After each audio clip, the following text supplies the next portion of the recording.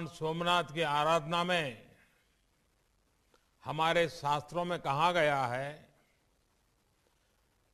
भक्ति प्रदानाय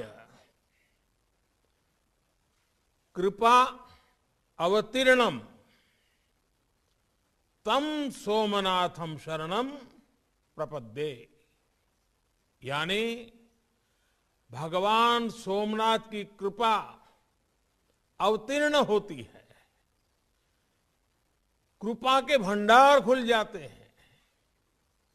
पिछले कुछ समय से जिस तरह यहां एक के बाद एक विकास कार्य हो रहे हैं, ये सोमनाथ दादा की ही विशेष कृपा है। मैं इसे अपना सौभाग्य मानता हूं कि सोमनाथ ट्रस्ट से जुड़ने के बाद मैं इतना कुछ होते हुए देख रहा हूं। कुछ महीने पहले यहां एग्जीबिशन गैलरी और प्रोमेनाड समेत कई विकास कार्यों का लोकार्पण हुआ था। पार्वती मंदिर की आधारशिला भी रखी गई थी और आज सोमनाथ सर्किट हाउस का लोकार्पण भी हो रहा है। मैं इस महत्वपूर्ण अवसर पर गुजरात सरकार को, सोमनाथ मंदिर ट्रस्ट को और आप सभी को हार्दिक बधाई देता हूं। साथियों, ये जब सर्किट हाउस की कमी एक है, अतिथि गृह वो भी दूर, तो बाहर से आने वालों को ठहराने के लिए मंदिर ट्रस्ट पर ही काफी दबाव रहता था। अब ये सर्किट हाउस बनने के बाद, एक स्वतंत्र व्यवस्था बनने के बाद, और वो भी मंदिर के से कोई ज्यादा दूर नहीं है, और उसके कारण मंदिर पर जो दबाव रहता था वो भी कम हो गया। अब वो अपने मंदिर के काम में ज्यादा ध्यान दे पाएंगे। मुझे बताया गया है कि इस भवन को इस तरह बनाया गया है, यहां रुकने वाले व्यक्तियों को सी व्यू मिले, समुद्र दर्शन होते रहे। यानी लोग जब यहां शांति से अपने कमरे में बैठेंगे तो उन्हें समुद्र की लहरें भी दिखेगी और सोमनाथ का शिखर भी नजर आएगा। समंदर की लहरों में, सोमनाथ के शिखर में उन्हें समय के थपेड़ों को चीरकर गौरवान्वित खड़ी भारत की चेतना भी दिखाई देगी। इन बढ़ती हुई सुविधाओं की वजह से भविष्य में दीव हो, गीर हो, द्वारिका हो, बेट द्वारिका हो, इस पूरे क्षेत्र में जो भी यात्री आएंगे, सोमनाथ एक प्रकार से इस पूरे टूरिज्म सेक्टर के क्षेत्र का एक सेंटर पॉइंट बन जाएगा, एक बहुत बड़ा महत्वपूर्ण ऊर्जा केंद्र बन जाएगा। साथियों, जब हम अपनी सभ्यता की चुनौतियों से भरी यात्रा पर नजर डालते हैं तो अंदाज होता है कि भारत सैकड़ों वर्षों की गुलामी में किन हालातों से गुजरा है, जिन परिस्थितियों में सोमनाथ मंदिर को तबाह किया गया और फिर जिन परिस्थितियों में सरदार वल्लभ भाई पटेल के प्रयासों से मंदिर का जीर्णोद्धार हुआ, वो दोनों ही हमारे लिए एक बहुत बड़ा संदेश है। आज आजादी के अमृत महोत्सव में हम देश के अतीत से जो सीखना चाहते हैं, सोमनाथ जैसे आस्था और संस्कृति के स्थल उसके अहम केंद्र हैं। साथियों, अलग अलग राज्यों से देश और दुनिया के अलग अलग कोनों से सोमनाथ मंदिर में दर्शन करने हर साल करीब करीब 1 करोड़ श्रद्धालु आते हैं। ये श्रद्धालु जब यहां से वापस जाते हैं तो अपने साथ कई नए अनुभव, कई नए विचार, एक नई सोच लेकर के जाते हैं। इसलिए एक यात्रा जितनी महत्वपूर्ण होती है, उतना ही महत्वपूर्ण उसका अनुभव भी होता है। तीर्थ यात्रा में तो खासकर हमारी इच्छा होती है कि हमारा मन भगवान में ही लगा रहे। यात्रा से जुड़ी अन्य परेशानियों में हमें जूझना न पड़े, उलझना न पड़े।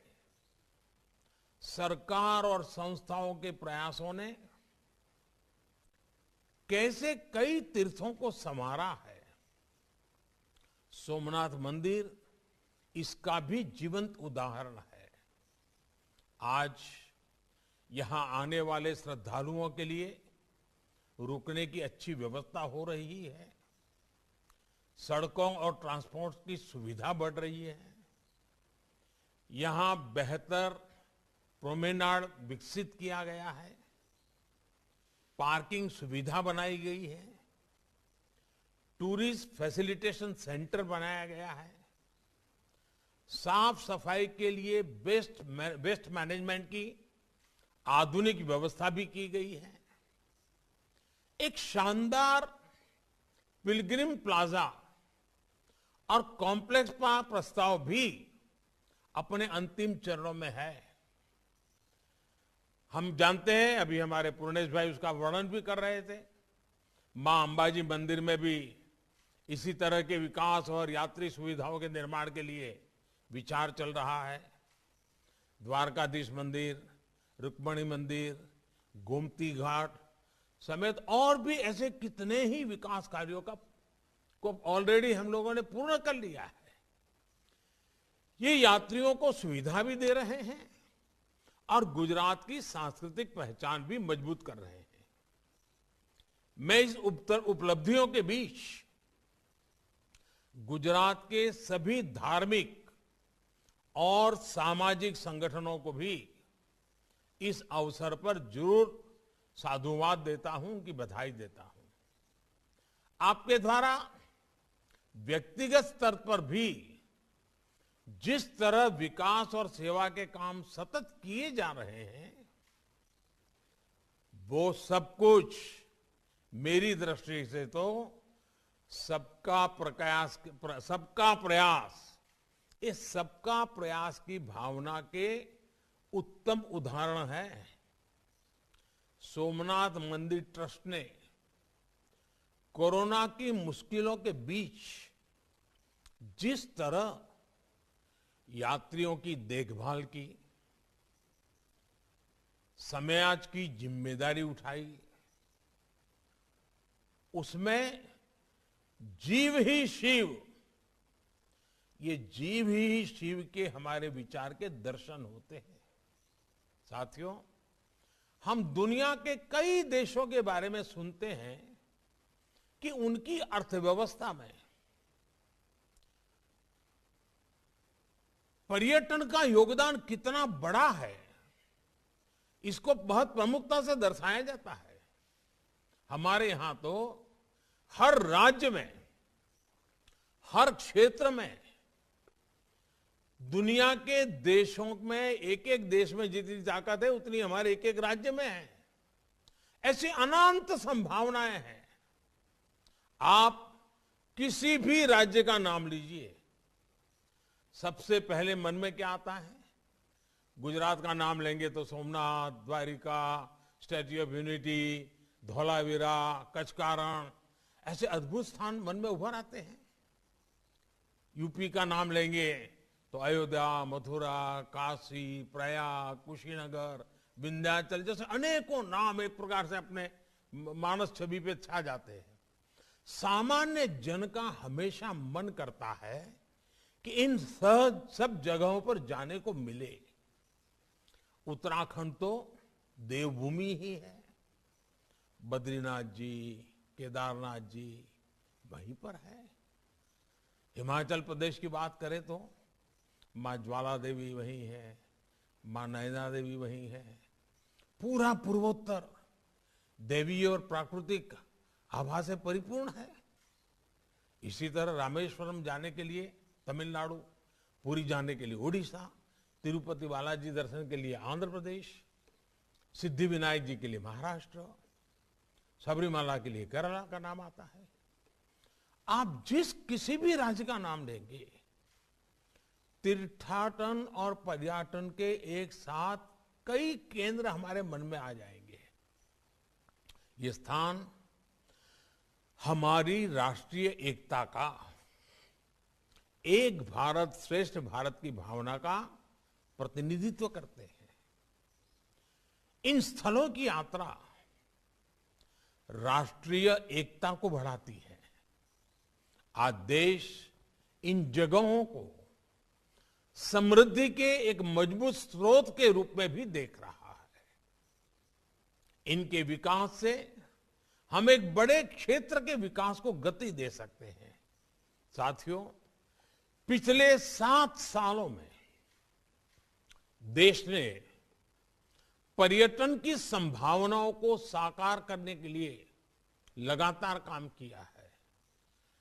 पर्यटन केंद्रों का ये विकास आज केवल सरकारी योजना का हिस्सा भर नहीं है, बल्कि जन भागीदारी का एक अभियान है। देश की हेरिटेज साइट्स, हमारी सांस्कृतिक विरासतों का विकास इसका बड़ा उदाहरण है। पहले जो हेरिटेज साइट्स उपेक्षित पड़ी रहती थी, उन्हें अब सबके प्रयास से विकसित किया जा रहा है। प्राइवेट सेक्टर भी इसमें सहयोग के लिए आगे आया है। इनक्रेडिबल इंडिया और देखो अपना देश जैसे अभियान आज देश के गौरव को दुनिया के सामने रख रहे हैं, पर्यटन को बढ़ावा दे रहे हैं। स्वदेश दर्शन योजना के तहत देश में 15 थीम बेस्ड टूरिस्ट सर्किट भी विकसित किए जा रहे हैं। ये सर्किट न केवल देश के अलग अलग हिस्सों को अपने में जोड़ते हैं, आपस में जोड़ते हैं, बल्कि पर्यटन को नई पहचान देकर सुगम भी बनाते हैं। रामायण सर्किट के लिए उसके जरिए आप भगवान राम के जुड़े जितने भी स्थान हैं, भगवान राम के साथ रामायण में जिन जिन चीजों का उल्लेख आता है, उन सभी स्थानों का एक के बाद एक दर्शन कर सकते हैं। इसके लिए रेलवे द्वारा विशेष रेल भी शुरू की गई है और मुझे बताया गया कि बहुत पॉपुलर हो गई है। एक स्पेशल ट्रेन कल से दिव्य काशी यात्रा के लिए भी दिल्ली से शुरू होने जा रही है। बुद्ध सर्किट देश विदेश के पर्यटकों के लिए भगवान बुद्ध के सभी स्थानों तक पहुंचना आसान बना रहे हैं। विदेशी पर्यटकों के लिए भी वीजा नियमों को भी आसान बनाया गया है, जिसका लाभ भी देश को मिलेगा। अभी कोविड की वजह से कुछ दिक्कतें जरूर है, लेकिन मेरा विश्वास है संक्रमण कम होते ही पर्यटकों की संख्या फिर तेजी से बढ़ेगी। सरकार ने जो वैक्सीनेशन अभियान चलाया है, उसमें भी इस बात का विशेष ध्यान रखा है कि हमारे टूरिस्ट स्टेट्स में प्राथमिकता के आधार पर सबको वैक्सीन लगे। गोवा, उत्तराखंड जैसे राज्यों ने तो इसमें बहुत तेजी से काम किया है। साथियों, आज देश पर्यटन को समग्र रूप में होलिस्टिक वे में देख रहा है। आज के समय में पर्यटन बढ़ाने के लिए 4 बातें आवश्यक हैं। पहला, स्वच्छता। पहले हमारे पर्यटन स्थल, पवित्र तीर्थ स्थल भी अस्वच्छ रहते थे। आज स्वच्छ भारत अभियान ने ये तस्वीर बदली है। जैसे जैसे स्वच्छता आ रही है, पर्यटन में भी इजाफा हो रहा है। पर्यटन बढ़ाने के लिए दूसरा अहम तत्व है सुविधा। लेकिन सुविधाओं का दायरा केवल पर्यटन तक ही सीमित नहीं होना चाहिए। सुविधा परिवहन की, इंटरनेट की, सही जानकारी की, मेडिकल व्यवस्था की, हर तरह की होनी चाहिए। और इस दिशा में भी देश में चौतरफा काम हो रहा है। साथियों, पर्यटन बढ़ाने का तीसरा महत्वपूर्ण पहलू है समय। आजकल 2020 का दौर है। लोग कम से कम समय में ज्यादा से ज्यादा स्थान कवर करना चाहते हैं। आज जो देश में हाईवेज, एक्सप्रेसवेज बन रहे हैं, आधुनिक ट्रेन्स चल रही है, नए एयरपोर्ट शुरू हो रहे हैं, उनसे इसमें बहुत मदद मिल रही है। उड़ान योजना की वजह से हवाई किराए में भी काफी कमी आई है। यानी जितना यात्रा का समय घट रहा है, खर्च कम हो रहा है, उतना ही पर्यटन बढ़ रहा है। अगर हम गुजरात को ही देखें तो हमारे यहां बनासकांठा में अंबाजी के दर्शन के लिए, पावागढ़ में कालिका माता के दर्शन के लिए, गिरनार में अब तो रोपवे भी हो गया है, सातपुड़ा में कुल मिलाकर 4 रोपवे काम कर रहे हैं। इन रोपवे के शुरू होने के बाद पर्यटकों की सुविधा में वृद्धि हुई है और पर्यटकों की संख्या में भी बढ़ोतरी देखी जा रही है। अभी कोरोना के प्रभाव में काफी कुछ रुका हुआ है, लेकिन हमने देखा है कि जब स्कूल कॉलेज को जो विद्यार्थी एजुकेशन टूर पर जाते हैं, उन्हें भी ये ऐतिहासिक स्थान बहुत कुछ सिखाते हैं। जब देश भर में ऐसे स्थानों पर सुविधाएं बढ़ रही है, तो विद्यार्थियों को भी सीखने समझने में आसानी होगी। उनका देश की विरासत से जुड़ाव भी बढ़ेगा। साथियों, पर्यटन बढ़ाने के लिए चौथी और बहुत महत्वपूर्ण बात है हमारी सोच। हमारी सोच का इनोवेटिव और आधुनिक होना जरूरी है, लेकिन साथ ही साथ हमें अपनी प्राचीन विरासत पर कितना गर्व है, ये बहुत मायने रखता है। हम में ये गौरव भाव है, इसलिए हम भारत से चोरी की गई मूर्तियों को, पुरानी धरोहरों को दुनिया भर में से वापस ला रहे हैं। हमारे लिए हमारे पूर्वजों ने इतना कुछ छोड़ा है, लेकिन एक समय था जब हमारी धार्मिक सांस्कृतिक पहचान पर बात करने में संकोच किया जाता था। आजादी के बाद दिल्ली में कुछ गिने चुने परिवारों के लिए ही नवनिर्माण हुआ, लेकिन आज देश उस संकीर्ण सोच को पीछे छोड़कर नए गौरव स्थलों का निर्माण कर रहा है, उन्हें भव्यता दे रहा है। ये हमारी ही सरकार है जिसने दिल्ली में बाबा साहब मेमोरियल का निर्माण किया। ये हमारी ही सरकार है जिसने रामेश्वरम में एपीजे अब्दुल कलाम स्मारक को बनवाया। इसी तरह नेताजी सुभाष चंद्र बोस और श्यामजी कृष्ण वर्मा जैसे महापुरुषों के साथ जुड़े हुए स्थानों को भव्यता दी गई है। हमारे आदिवासी समाज के गौरवशाली इतिहास को सामने लाने के लिए देश भर में आदिवासी म्यूजियम भी बनाए जा रहे हैं। आज केवड़िया में बनी स्टैच्यू ऑफ यूनिटी पूरे देश का गौरव है। कोरोना काल शुरू होने से पहले बहुत ही कम समय में 45 लाख से ज्यादा लोग स्टैच्यू ऑफ यूनिटी को देखने आ चुके थे।